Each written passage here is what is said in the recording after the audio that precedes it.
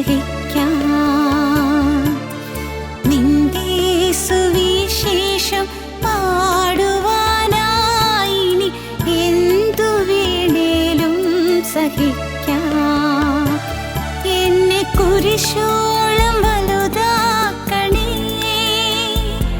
നിന്റെ സ്നേഹത്തിൻ നിഴലാക്കണേ. എന്നെ കുരിശോളം വലുതാക്കണേ, നിന്റെ സ്നേഹത്തിൻ നിഴലാക്കണേ. ലോകത്തിൻ മുൻപിൽ ഞാനൊന്നുമില്ലാത്തൊരു എളിയവളാകുകിലും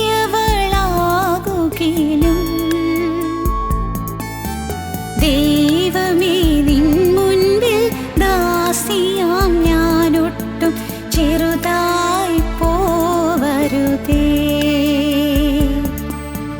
ലോകത്തിൻ കണ്ണിൽ ഞാൻ വിജയിച്ചിടാത്തൊരു ഭോഷിയായി തീരുകിലും ദൈവമേ നിൻ മുൻപിൽ ദാസിയാം ഞാനൊട്ടും ചെറുതായി പോവരുതേ. എന്നെ കുരിശോളം വലുതാക്കണേ, നിന്റെ സ്നേഹത്തിൻ നിഴലാക്കണേ. എന്നെ കുരിശോളം വലുതാക്കണേ, നിന്റെ സ്നേഹത്തിൻ നിഴലാക്കണേ.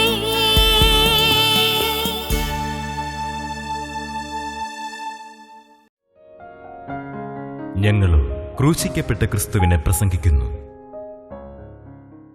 ദൈവത്തിന് സ്തോത്രം. ക്ഷാമം മാറ്റി ക്ഷേമം നൽകുന്നവൻ എന്നുള്ളതാണ് നമ്മുടെ ചിന്താവിഷയം. വിവിധ രീതിയിലുള്ളതായ ക്ഷാമങ്ങളെക്കുറിച്ച് നാം കേൾക്കുകയായിരുന്നു, ചിന്തിക്കുകയായിരുന്നു, ധ്യാനിക്കുകയായിരുന്നു. ആരോഗ്യത്തിന് ക്ഷാമം, രോഗം; ആഹാരത്തിന് ക്ഷാമം, പട്ടിണി; സ്നേഹത്തിന് ക്ഷാമം, കുടുംബത്തിൽ ഛിദ്രം, അഭിപ്രായ വ്യത്യാസം, കലഹം; സമാധാനത്തിന് ക്ഷാമം, ജീവിതത്തിൽ സ്വസ്ഥതയില്ലാതെ പലതരത്തിലുള്ളതായ പ്രയാസങ്ങളിലും പ്രാതികൂല്യങ്ങളിലും പെട്ട് ഉഴലുന്നു. വിവിധ രീതിയിൽ ക്ഷാമം ബാധിച്ചിരിക്കുന്ന മനുഷ്യർ. എന്നാൽ ക്ഷാമം മാറാൻ ഒരേ ഒരു പോംവഴി കർത്താവായ യേശുക്രിസ്തുവിനെ ഹൃദയത്തിൽ പ്രാപിക്കുന്നതാണ്. നാം കഴിഞ്ഞ ദിവസങ്ങളിൽ അതിനെക്കുറിച്ച് തിരുവചനത്തിലെ ചില വേദഭാഗങ്ങളിൽ നിന്ന് ചിന്തിക്കുകയുണ്ടായി. അബ്രഹാമിൻ്റെ ജീവിതത്തിൽ ക്ഷാമമുണ്ടായി. അബ്രഹാമിന് പറ്റിയ ചില തെറ്റുകളാണ് കാരണം. അബ്രഹാമിൻ്റെ ജീവിതത്തിൽ വന്ന ചില ജീവിത വ്യതിചലനങ്ങളാണ് അതിന് കാരണം. ശരിയായ വഴിയിലൂടെ പോയിക്കൊണ്ടിരുന്ന അബ്രഹാം തെറ്റായ വഴിയിലേക്ക് തിരിഞ്ഞതാണ് അതിന് കാരണം. പക്ഷേ അബ്രഹാം തിരികെ പോന്നു, അബ്രഹാം യഥാസ്ഥാനപ്പെട്ടു. ക്ഷാമം മാറി, അബ്രഹാം വിശ്വാസികളുടെ പിതാവായി മാറി. യൗസേപ്പിൻ്റെ ജീവിതത്തിൽ യൗസേപ്പിന് ക്ഷാമമുണ്ടായി. യൗസേപ്പിൻ്റെ ജീവിതത്തിൽ യൗസേപ്പിൻ്റെ കാലത്ത് ദേശത്ത് ക്ഷാമമുണ്ടായി. ക്ഷാമം മാറുന്നതിന് യൗസേപ്പിൻ്റെ സഹോദരന്മാർക്ക് പാവബോധമുണ്ടായി, അവർക്ക് കുറ്റബോധമുണ്ടായി, അവരുടെ പാവം ഏറ്റുപറഞ്ഞു. അവരും യൗസേപ്പും തമ്മിൽ സമാധാനമായി, സ്നേഹമായി, ഐക്യമായി, സന്തോഷമായി. യൗസേപ്പിൻ്റെ ജീവിതത്തിലെ ക്ഷാമം മാറി, ദേശത്തെ ക്ഷാമം മാറി, സമാധാനവും ഐശ്വര്യവും സമൃദ്ധിയും കൈവന്നു. അങ്ങനെ ദേശം അനുഗ്രഹിക്കപ്പെട്ടു. ഇന്നും തുടർന്ന് ദാവീദിൻ്റെ ജീവിതത്തിലുണ്ടായ ക്ഷാമത്തെക്കുറിച്ചാണ് പറയാൻ പോകുന്നത്. ശമൂവേൽ പ്രവാചകൻ്റെ 2-ാമത്തെ പുസ്തകം 21-ാം അധ്യായം 1-ാം വാക്യം നമുക്ക് ആദ്യം വായിക്കാം. ദാവീദിൻ്റെ കാലത്ത് 3 സംവത്സരം തുടരെ ക്ഷാമമുണ്ടായി. ദാവീദ് യഹോവയുടെ അരുളപ്പാട് ചോദിച്ചപ്പോൾ ശൗൽ ഗിബയോന്യരെ കൊല്ലുകൊണ്ട് അത് അവൻ നിമിത്തവും രക്തപാതകമുള്ള അവൻ്റെ ഗൃഹം നിമിത്തവുമെന്ന് യഹോവ അരുളിച്ചെയ്തു. ദാവീദിൻ്റെ കാലത്ത് 3 വർഷം തുടരെ ക്ഷാമമുണ്ടായി. തുടരെ ക്ഷാമം ഉണ്ടാകുമ്പോൾ ദൈവസന്നിധിയിൽ വന്ന് ദൈവത്തോട് ഒന്ന് ചോദിക്കണം, എൻ്റെ കർത്താവേ, എനിക്ക് എന്താണ് ഇങ്ങനെ സംഭവിച്ചു കൊണ്ടിരിക്കുന്നത്? ഒന്നല്ലെങ്കിൽ ഒന്ന് ദുരിതങ്ങൾ വരുന്നല്ലോ. ഓരോ വിധത്തിൽ ഈ യാതനകളും വേദനകളും എൻ്റെ ജീവിതത്തിൽ തെറുത്തുയർന്നു വരുന്നല്ലോ. എൻ്റെ ജീവിതത്തിൽ സ്വസ്ഥതയും സമാധാനവും കൈവരുന്നില്ലല്ലോ. എനിക്ക് മുന്നോട്ട് ഒരു ജീവിതഗതി ലഭിക്കുന്നില്ലല്ലോ. എനിക്കൊരു കരയേറ്റം കിട്ടുന്നില്ലല്ലോ. കർത്താവേ, എൻ്റെ വഴി മുടങ്ങിക്കാണുന്നല്ലോ. എല്ലാ വാതിലും അടഞ്ഞു കാണുന്നല്ലോ. എന്താണ് ഇതിന് കാരണം? ഒരിടത്തൊന്ന് നേടിയെന്ന് തോന്നുമ്പോഴേക്കും ഉടനെ പരാജയം വരികയാണല്ലോ. ഞാൻ എന്താണ് വേണ്ടത്?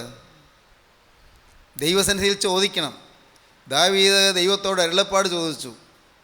ദൈവഭൃത്യനായ ദാവീദ് ദൈവസന്നിധിയിൽ ചോദിച്ചു, എനിക്കെന്താണ് കർത്താവേ ഇങ്ങനെ തുടരെ ക്ഷാമം ബാധിക്കുന്നത്? അടിക്കടി പ്രതിസന്ധി വരുന്നത് എന്താണ്? ദാവീദ് യഹോവയുടെ അരുളപ്പാട് ചോദിച്ചപ്പോൾ ദൈവത്തിൽ നിന്ന് കിട്ടിയ മറുപടി, നിൻ്റെ പൂർവികരുടെ കാലത്തുണ്ടായ ചില രക്തപാതകങ്ങളാണ്. നിൻ്റെ പൂർവികരുടെ കാലത്ത് ചില കെടുതികൾ വരുത്തി വച്ചിട്ടുണ്ട്, ചില ദോഷങ്ങൾ ചെയ്തിട്ടുണ്ട്. പാവപ്പെട്ട ഗിബെയോന്യരെ, സാധുക്കളായ ഗിബെയോന്യരെ സംഹരിച്ചിട്ടുണ്ട്. സാധുക്കളും നിരപരാധികളുമായവരെ കൊന്നിട്ടുണ്ട്. അനേകർക്ക് വേദന വരുത്തിയിട്ടുണ്ട്. അനേകം സ്ത്രീകൾ വിധവമാരായി തീരാനിടയായി.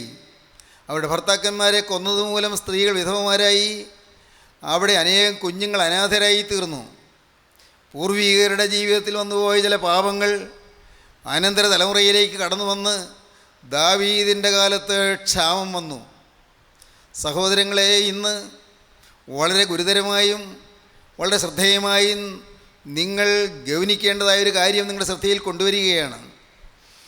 നമ്മുടെ ജീവിതത്തിൽ അടിക്കടി ആപത്തുകളും അനർത്ഥങ്ങളും അത്യാഹിതങ്ങളും ദുരിതങ്ങളും വേദനകളും യാതനകളും വരുമ്പോൾ നാം ചിന്തിച്ച് കണ്ടുപിടിക്കണം, പൂർവികരിൽ നിന്ന് വന്നതായ ചില ശാപങ്ങൾ നമ്മെ വേട്ടയാടുന്നുണ്ട് എന്ന്. ചില ശാപങ്ങൾ നമ്മുടെ പിറകെ വരുന്നു.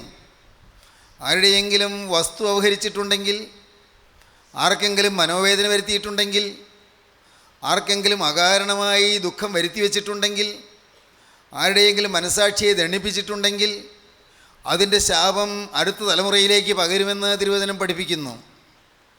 നാം ആർക്കെങ്കിലും നഷ്ടം വരുത്തിയിട്ടുണ്ടെങ്കിൽ, കഷ്ടം വരുത്തിയിട്ടുണ്ടെങ്കിൽ അതിൻ്റെ ശാപം തലമുറകളിലേക്ക് പകരുമെന്ന് വേദപുസ്തകം പഠിപ്പിക്കുന്നു. ദൈവത്തിൻ്റെ തിരുവെഴുത്ത് അങ്ങനെയാണ് പറയുന്നത്. കോളേജ് ഹോസ്റ്റലുകളിൽ റാഗിങ് നടക്കുന്നുണ്ട്, റാഗിങ് ചെയ്യുന്നുണ്ട്. അനേകം ജൂനിയർ സ്റ്റുഡൻസ് പേടിച്ച് വെറുങ്ങലിച്ച് കഴിയുന്നുണ്ട്. റാഗിങ് മൂലം ചില കുട്ടികൾ മനോരോഗികളായിത്തീരുന്നുണ്ട്. ചിലർക്ക് പിന്നെ തിരുത്താനാവാത്ത വിധത്തിലുള്ളതായ ആരോഗ്യക്ഷയം സംഭവിക്കുന്നുണ്ട്. ഇതെല്ലാം അടുത്ത തലമുറകളിലേക്ക് ആ ദുരിതം വിതച്ചവരുടെ ജീവിതത്തിൽ അവരുടെ മക്കളിലേക്കും മക്കളുടെ മക്കളിലേക്കും വ്യാപിക്കുമെന്ന് അവരാരും അറിയുന്നില്ല. അനേകർ ഈ കാര്യങ്ങൾ ഗ്രഹിക്കാതെ തോന്നിയതുപോലെ ജീവിക്കുന്നു. മദ്യപിച്ച് കൂത്താടി കഴിയുന്നു. വേണ്ടാതനത്തിൽ ജീവിക്കുന്നു. അടുത്ത തലമുറ അതിൻ്റെ പാപഭാരം പേറേണ്ടി വരുമെന്ന് പലപ്പോഴും അറിയാറില്ല. ദാവീദ് ദൈവത്തോട് അരുളപ്പാട് ചോദിച്ചപ്പോൾ ദൈവം പറഞ്ഞു, ഗിബെയോന്യരെ പൂർവീകർ സംഹരിക്കുകയുണ്ടായി. സാധുക്കളായ ഗിബെയോന്യർ, ഒന്നും തിരിച്ചു ചെയ്യാൻ കഴിവില്ലാത്ത ഗിബെയോന്യർ, പകരം ചോദിക്കാൻ കഴിവില്ലാത്ത ഗിബെയോന്യർ, ഒന്ന് ചെറുത്തു നിൽക്കാൻ പ്രാപ്തിയില്ലാത്ത ഗിബെയോന്യർ, അവരെ സംഹരിച്ചത് നിൻ്റെ കാലത്ത് നാശം വിതച്ചിരിക്കുകയാണ്. നീ ചെയ്തതല്ല, നിൻ്റെ പൂർവികർ ചെയ്തതാണ്. പക്ഷേ നിൻ്റെ കാലത്ത് അതിൻ്റെ നാശം വന്നിരിക്കുകയാണ്. ദൈവം വ്യക്തമായി അരുളപ്പാട് കൊടുത്തു. ഇന്നും ഈ കാലയളവിൽ ജീവിക്കുന്ന നാം വളരെ ഗൗരവമായി ശ്രദ്ധിക്കുക. നമ്മുടെ പൂർവികരുടെ കാലത്ത് വന്നതായ ചില കെടുതികൾ നമ്മെ ഇന്ന് വേട്ടയാടുന്നുണ്ട്, പിന്തുടരുന്നുണ്ട്. അതോടൊപ്പം നിങ്ങൾ ചിന്തിക്കുക, ഇനിയും വരുന്ന കാലത്തെ നമ്മുടെ തലമുറകൾ, നമ്മുടെ മക്കളും മക്കളുടെ മക്കളും അനർത്ഥം നേരിടേണ്ടി വരും. നാം നമ്മുടെ ജീവിതത്തിൽ വരുത്തുന്നതായ പാപങ്ങൾ മൂലം, നമ്മുടെ ജീവിതത്തിൽ വരുന്നതായ കൊള്ളരുതായ്മകൾ മൂലം, നാം മറ്റുള്ളവരെ ഉപദ്രവിക്കുന്നത് മൂലം, നാം മറ്റുള്ളവരെ വേദനിപ്പിക്കുന്നത് മൂലം, അവരുടെ നിഷ്കളങ്ക മനസാക്ഷിയെ ദണ്ഡിപ്പിക്കുന്നത് മൂലം, ആർക്കെങ്കിലും വഴിമുടക്കുന്നത് മൂലം, ആരുടെയെങ്കിലും പ്രൊമോഷൻ തടയുന്നത് മൂലം, ആർക്കെങ്കിലും മുന്നോട്ട് ജീവിക്കാൻ മാർഗമില്ലാതാകത്തക്കവണ്ണം അവർ ദ്രോഹിക്കുന്നത് മൂലം, ക്രൂരതയും ദുഷ്ടതയും പ്രവർത്തിക്കുന്നത് മൂലം എല്ലാം നമ്മുടെ മക്കളും മക്കളുടെ മക്കളും അതിൻ്റെ ശിക്ഷ അനുഭവിക്കേണ്ടി വരുമെന്നുള്ള കാര്യം നാം അറിഞ്ഞിരിക്കേണ്ടതാണ്. വേദപുസ്തകം പറയുന്നു, പുറപ്പാട് പുസ്തകം 20-ാം അധ്യായം 5-ാം വാക്യം വായിക്കാം, പുറപ്പാട് പുസ്തകം 34-ാം അധ്യായം 7-ാം വാക്യം വായിക്കാം. എന്നെ പകയ്ക്കുന്നവരിൽ എന്നെ പകയ്ക്കുന്നവരിൽ പിതാക്കന്മാരുടെ അകൃത്യം പിതാക്കന്മാരുടെ അകൃത്യം മൂന്നാമത്തെയും നാലാമത്തെയും തലമുറ വരെ മക്കളുടെ മേൽ സന്ദർശിക്കുകയും മൂന്നാമത്തെയും നാലാമത്തെയും തലമുറ വരെ മക്കളുടെ മേൽ സന്ദർശിക്കും. എന്നെ പകയ്ക്കുന്നവരിൽ പിതാക്കന്മാരുടെ അകൃത്യം മൂന്നാമത്തെയും നാലാമത്തെയും തലമുറ വരെ മക്കളുടെ മേൽ സന്ദർശിക്കും ദൈവം അരുളി ചെയ്യുന്നു. പുറപ്പാട് പുസ്തകം 34 അധ്യായം 7 വാക്യം, സംഖ്യാപുസ്തകം 14 അധ്യായം 17 വാക്യം. കുറ്റമുള്ളവനെ വെറുതെ വിടാതെ കുറ്റമുള്ളവനെ വെറുതെ വിടാതെ പിതാക്കന്മാരുടെ അകൃത്യം പിതാക്കന്മാരുടെ അകൃത്യം മക്കളുടെ മേലും മക്കളുടെ മേലും മക്കളുടെ മേലും മക്കളുടെ മേലും മൂന്നാമത്തെയും നാലാമത്തെയും തലമുറയോളം സന്ദർശിക്കുന്നവൻ മൂന്നാമത്തെയും നാലാമത്തെയും തലമുറയോളം സന്ദർശിക്കുന്നവൻ കുറ്റമുള്ളവനെ വെറുതെ വിടുകയില്ല. എല്ലാം ദൈവം കണ്ടുവയ്ക്കുന്നുണ്ട്, ദൈവമെല്ലാം നോക്കി വയ്ക്കുന്നുണ്ട്, ദൈവം ഹൃദയങ്ങളെ ശോധന ചെയ്യുന്നുണ്ട്, ദൈവം ജീവിതത്തെ പരിശോധിക്കുന്നുണ്ട്, ദൈവം അന്തരംഗങ്ങളെ ശോധന ചെയ്യുന്നുണ്ട്. ദൈവത്തെ മറയ്ക്കാൻ സാധ്യമല്ല, ദൈവത്തെ വിളിക്കാൻ സാധ്യമല്ല. കുറ്റമുള്ളവനെ വെറുതെ വിടാതെ പിതാക്കന്മാരുടെ അകൃത്യം മൂന്നാമത്തെയും നാലാമത്തെയും തലമുറ വരെ മക്കളുടെ മേൽ സന്ദർശിക്കും, മക്കളുടെ മേലും മക്കളുടെ മേലും സന്ദർശിക്കുന്ന വേദപുസ്തകം പറയുന്നു. സംഖ്യാപുസ്തകം 14:17, ആവർത്തനം 5:9. കുറ്റക്കാരനെ വെറുതെ വിടാതെ പിതാക്കന്മാരുടെ അകൃത്യം മൂന്നാമത്തെയും നാലാമത്തെയും തലമുറയോളം മക്കളുടെ മേൽ സന്ദർശിക്കുന്നവൻ മൂന്നാമത്തെയും നാലാമത്തെയും തലമുറയോളം മക്കളുടെ മേൽ സന്ദർശിക്കും. വ്യക്തമാണത്. ദൈവത്തിന് സ്തോത്രം. ഇന്ന് പ്രിയപ്പെട്ടവരെ, നമ്മുടെ കുടുംബങ്ങളിൽ, നമ്മുടെ പ്രദേശങ്ങളിൽ ഏതെങ്കിലും തരത്തിലുള്ളതായി കെടുതി അനുഭവിക്കുന്നവർ, അവരൊരു പക്ഷേ തെറ്റ് ചെയ്തിട്ടാവണമെന്നില്ല, തെറ്റിന് ശിക്ഷയുണ്ട്, പക്ഷേ അവർ ചെയ്ത് തെറ്റാകണമെന്നില്ല.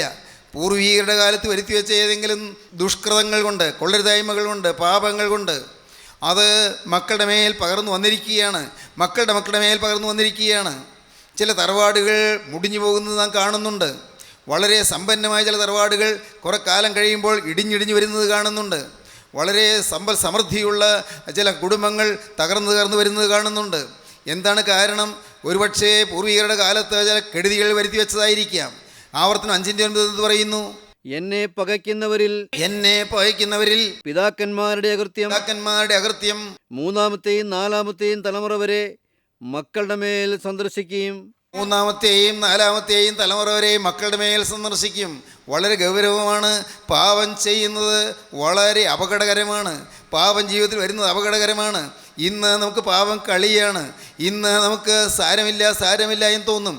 പേടിക്കാനൊന്നുമില്ല. ആരെ പേടിക്കാനാണ്? എന്ത് വന്നാൽ എന്താണ്? ഈ ലോകത്തിൽ എന്ത് സംഭവിച്ചാൽ എന്താണ്? എനിക്കിന്ന് ആരോഗ്യമുണ്ട്, എനിക്ക് തൻ്റെ ഇടമുണ്ട്, എനിക്ക് പ്രാപ്തിയുണ്ട്, എനിക്ക് പിൻബലമുണ്ട്, എനിക്ക് ആൾബലമുണ്ട്, എന്തും ചെയ്യാൻ തോന്നും. പക്ഷേ സൂക്ഷിക്കുക, അനന്തര തലമുറ അതിൻ്റെ കെടുതി അനുഭവിക്കാൻ പോവുകയാണ്. ആവർത്തനം 5:9 വായിച്ചത്. യെരമ്യാ 32:18 വായിക്കാം. പിതാക്കന്മാരുടെ അകൃത്യത്തിന് അവരുടെ ശേഷം അവരുടെ മക്കളുടെ മാർവിടത്തിൽ പകരം കൊടുക്കുകയും ചെയ്യുന്നു. പിതാക്കന്മാരുടെ അകൃത്യത്തിന് അവരുടെ ശേഷം അവരുടെ മക്കളുടെ മാർവിടത്തിൽ പകരം കൊടുക്കുകയും ചെയ്യുന്നു.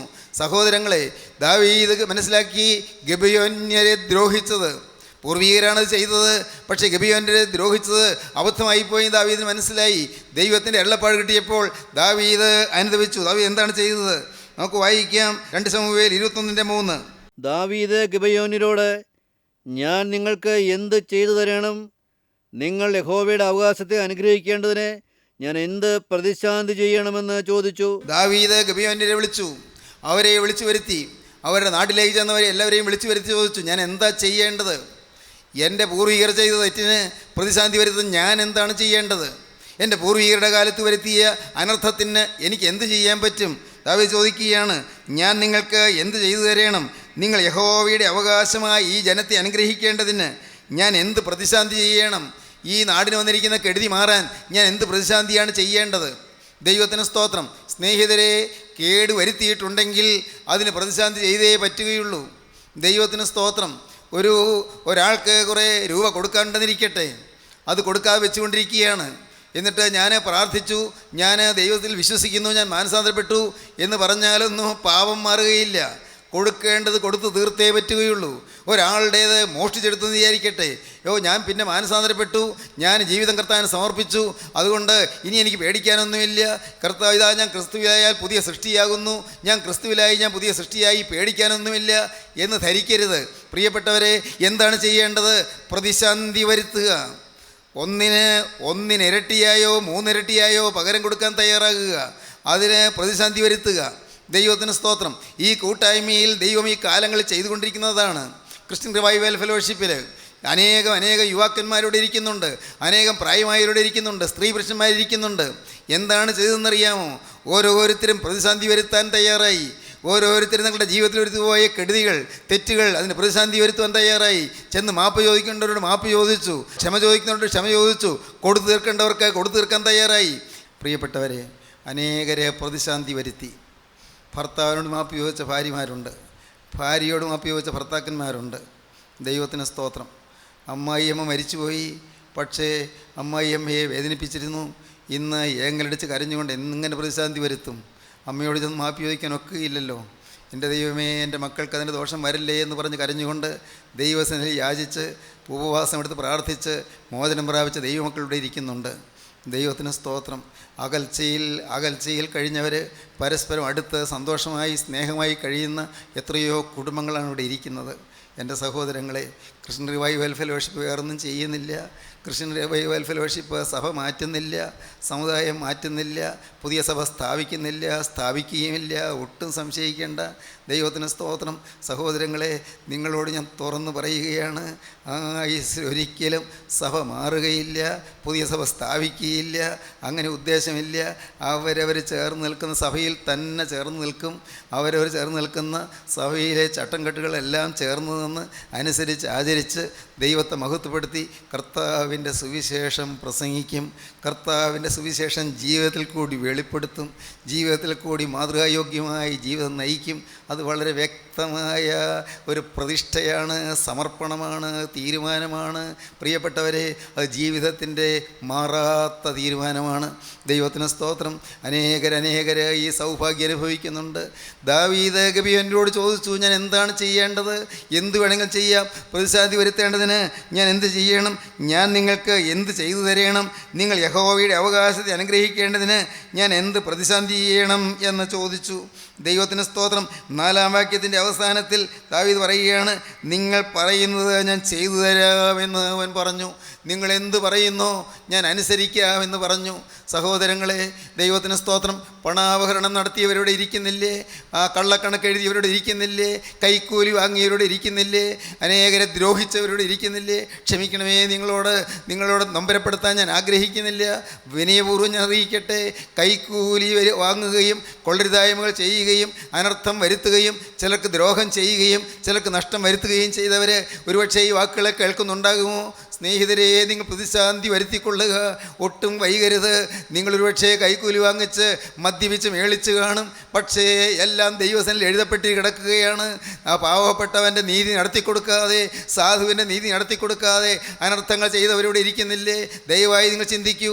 സ്നേഹിതരെ, നിങ്ങൾക്ക് രക്ഷ വേണം, നിങ്ങൾക്ക് ക്ഷേമം വേണം, നിങ്ങളുടെ മക്കൾക്ക് അനുഗ്രഹം വേണം, മക്കൾക്ക് തലമുറയായി അനുഗ്രഹം വേണമെങ്കിൽ നിങ്ങളിപ്പോൾ തന്നെ നിങ്ങൾ ദൈവത്തോട് പറയണം, കർത്താവേ, ഞാൻ ഓരോന്നോരോന്നായി കണ്ടുപിടിച്ച് പ്രതിസന്ധി വരുത്തിക്കൊള്ളാം. നാഥ, എൻ്റെ ജീവിതത്തിലെ ക്ഷാമം മാറ്റിത്തരണമേ. എൻ്റെ ജീവിതത്തിൽ, എൻ്റെ കുടുംബത്തിൽ, എൻ്റെ മക്കൾക്ക് അവർക്ക് ദോഷം വരാതെ വണ്ണം, അവർക്ക് ഒരു കേടും വരാതെ വണ്ണം കെടുതികൾ മാറ്റിത്തരണമേ, ശാപം മാറ്റിത്തരണമേ. നിങ്ങൾ പ്രാർത്ഥിക്കൂ. ദൈവത്തിന് സ്തോത്രം.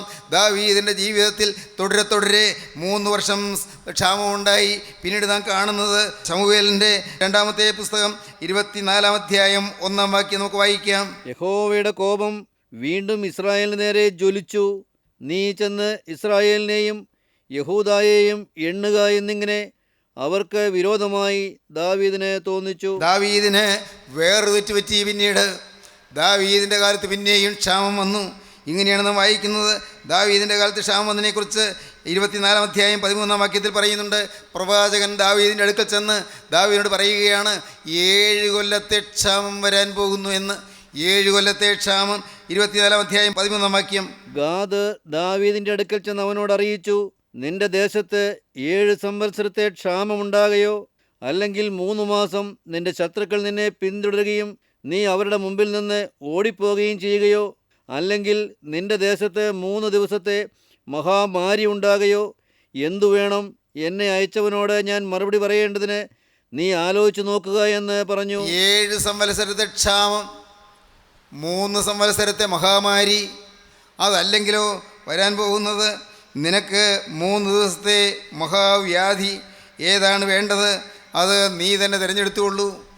7 കൊല്ലത്തെ ക്ഷാമം വരുമെന്ന് പറഞ്ഞു. സ്വർഗത്തിലെ ദൈവം എല്ലാം നോക്കി വയ്ക്കുന്നു, എല്ലാം കണ്ടുവയ്ക്കുന്നു, എല്ലാം ദൈവം കുറിച്ച് വയ്ക്കുന്നു. എന്താണ് ദാവീദിന് പറ്റിയ തെറ്റ്? അതാണ് ആദ്യം വായിച്ചത്. 24-ാം അധ്യായം 1-ാം വാക്യം. ദാവീദ് ഇസ്രായേൽക്കാരെ ഒന്ന് എണ്ണി തിട്ടപ്പെടുത്താൻ തീരുമാനിച്ചു. ദാവീദ് തീരുമാനിച്ചതിനെക്കുറിച്ച് ഇംഗ്ലീഷ് ബൈബിൾ ഇങ്ങനെയാണ് പറയുന്നത്: take a census of all the people from one end of the nation to the other end. രാഷ്ട്രത്തിൻ്റെ ഒരറ്റം മുതൽ മറ്റേ അറ്റം വരെയുള്ള ജനങ്ങളുടെ ഒരു സെൻസസ് എടുക്കുക എന്ന് യോവാബിനോട് കൽപ്പിച്ചു. So that I will know how many of them they are. അവരെത്ര പേരുണ്ട് എന്ന് എണ്ണുക. ദാവീദ് ഒരാട്ടിടയനായിരുന്നു. ദാവീദ് ഒരിടയ യുവാവായിരുന്നു, ഇടയ ബാലനായിരുന്നു. ദാവീദ് ഒരു സാധുവായിരുന്നു. ദാവീദ് ദരിദ്രനായിരുന്നു. ദാവീദ് അപരിഷ്കൃതനായിരുന്നു. ദാവീദ് ഗ്രാമീണനായിരുന്നു. ദാവീദ് കൺട്രിയായിരുന്നു. എന്നാൽ ദാവീദ് അവനിപ്പോൾ കൊട്ടാരത്തിൽ രാജാവായി വാഴുകയാണ്. അവന് ആധിപത്യം കിട്ടി, അവന് ഭരണാധിപത്യം കിട്ടി, അവന് സൈന്യ സന്നാഹം കിട്ടി, അവന് ധാരാളം ജനങ്ങൾ അവൻ പറയുന്നത് കേൾക്കാൻ തയ്യാറായി ജനങ്ങളുണ്ടായി. ദാവീദിന് തോന്നി, എത്ര പേരുണ്ട് എൻ്റെ ജനമെന്ന് എണ്ണി നോക്കണം. അത് ദൈവത്തിൻ്റെ വചനത്തിന് വിരുദ്ധമാണ്. തന്നെത്താൻ ഉയർത്തുകയാണ്, അഹങ്കാരം വരികയാണ്. ദാവീദിന് അഹങ്കാരം വർദ്ധിച്ചു. ഞാൻ വലിയൊരു കൂട്ടം ജനത്തെ നയിക്കുന്ന ആളാണ്, വലിയൊരു കൂട്ടം ആളുകൾ എൻ്റെ കൂടെ ഉണ്ട് എന്ന് ഒരഹമ്മതി ദാവീദിന് വന്നു. അഹങ്കാരം, അഹന്ത. ദാവീദ് അതുകൊണ്ട് യോവാബിനോട് പറഞ്ഞു, എണ്ണം എത്രയുണ്ട് എന്ന് നമുക്ക് നോക്കണം, ജനത്തെ എണ്ണി നോക്കുക എന്ന് പറഞ്ഞു. 24-ാം അധ്യായം 3-ാം വാക്യം വായിക്കാം. അതിന് യോവാബ് രാജാവിനോട്, യജമാനായ രാജാവിൻ്റെ കാലത്ത് തന്നെ നിന്റെ ദൈവമായ യഹോവ ജനത്തെ ഇപ്പോൾ ഉള്ളതിൽ 100 ഇരട്ടി വർദ്ധിപ്പിക്കട്ടെ. എങ്കിലും യജമാനായ രാജാവ് ഈ കാര്യത്തിന് താല്പര്യപ്പെടുന്നത് എന്തിന് എന്ന് പറഞ്ഞു. ഇംഗ്ലീഷ് ബൈബിളിൽ but you have no right to rejoice in their strength. നിനക്ക് നിൻ്റെ ജനത്തിൻ്റെ ശക്തിയിൽ സന്തോഷിക്കാൻ ഒരവകാശവുമില്ല. ദൈവത്തിൻ്റെ ജനമാണ്, ദൈവം തന്ന ജനമാണ്. You have no right to enjoy on them. അവരെക്കുറിച്ച് നിനക്ക് സന്തോഷിക്കാൻ ഒന്നുമില്ല, അവരെക്കുറിച്ച് റിജോയ്സ് ചെയ്യാൻ നിനക്കൊന്നുമില്ല. You have no right to rejoice in their strength. ജനത്തിന് ഉള്ള ശക്തിയിൽ നിനക്ക് ആശ്രയിക്കാനോ സന്തോഷിക്കാനോ ഉല്ലസിക്കാനോ ഒന്നുമില്ല. കാരണം അവർ എല്ലാവരും ദൈവത്തിൻ്റെ ജനമാണ്, ദൈവം തന്ന ജനമാണ്, ദൈവത്തിൻ്റെ ജനമാണ്, നിൻ്റെ ജനമല്ല. ദൈവത്തിന് സ്തോത്രം. യോവാബ് നല്ല ഉപദേശം കൊടുത്തു. ദാവീദ് അധികാരത്തോട് പറഞ്ഞു, നിന്നോട് പറഞ്ഞതനുസരിച്ചാൽ പോരെ, നീ പോയി സെൻസസ് എടുക്കുക എന്ന് പറഞ്ഞു. ദാവീദിന് അധികാരമുണ്ട്, ദാവീദിന് അഹങ്കാരമുണ്ട്. ദാവീദിനറിയാം എന്തു പറഞ്ഞാൽ അനുസരിക്കാൻ ഒരു കൂട്ടം ആളുകളുണ്ട്, എന്ത് വൃത്തികേടും ചെയ്യാൻ ധൈര്യമുള്ള ഒരു കൂട്ടം ആളുകളുണ്ട്. ഇതാണ് ദാവീദിൻ്റെ ബലം, ദാവീദിൻ്റെ ധൈര്യം. ദാവീദ് ചെയ്തത് അഹങ്കാരമായിരുന്നു. അത് വലിയൊരു വീഴ്ചയുടെ ആരംഭമായിരുന്നു. 7 സംവത്സരത്തെ ക്ഷാമം ദേശത്തിന്മേൽ വരുന്നതിന് അത് കാരണമായി തീർന്നു. എൻ്റെ പ്രിയ സഹോദരങ്ങളെ, നമ്മുടെ പഴയ കാലത്തേക്ക് നാം തിരിഞ്ഞു നോക്കണം. നടന്നു പോകുന്ന കാലങ്ങൾ, നാം ഇവിടം വരെ എത്തിയ കാലങ്ങൾ നാം തിരിഞ്ഞു നോക്കണം. പണ്ട് നാം എങ്ങനെയായിരുന്നു, എന്തായിരുന്നു, നാം തിരിഞ്ഞു നോക്കണം. എവിടെയായിരുന്നു, എങ്ങനെയായിരുന്നു, നാം തിരിഞ്ഞു നോക്കണം. നമുക്ക് സമർപ്പിക്കാം, നമുക്ക് പ്രാർത്ഥിക്കാം, നമുക്ക് തീരുമാനമെടുക്കാം. യേശുവേ, ഈ നിമിഷം മുതൽ ഞാൻ നിൻ്റെ വക. നമുക്ക് സമർപ്പിക്കാം. കരുണയുള്ള കർത്താവേ, ഈ മനോഹരമായ സമയത്തിനായി സ്തോത്രം, തിരുവചനങ്ങൾക്കായി സ്തോത്രം, എല്ലാവരെയും തൊട്ടതിനായി സ്തോത്രം, എല്ലാവരെയും തലോടിയതിനായി സ്തോത്രം, സൗഖ്യദായകനായ ക്രിസ്തുവിൻ്റെ അരുമകരം കർത്താവെ രോഗിയുടെ മേൽ വെച്ചതിനായി സ്തോത്രം, സൗഖ്യം പകർന്നതിനായി സ്തോത്രം, എല്ലാവരെയും അനുഗ്രഹിച്ചതിനായി സ്തോത്രം. മഹത്വം മറുക്കപ്പെട്ട കുഞ്ഞാടിന് മാത്രം യേശുവിൻ നാമത്തിൽ തന്നെ. ആമീൻ. ഹല്ലേലൂയ.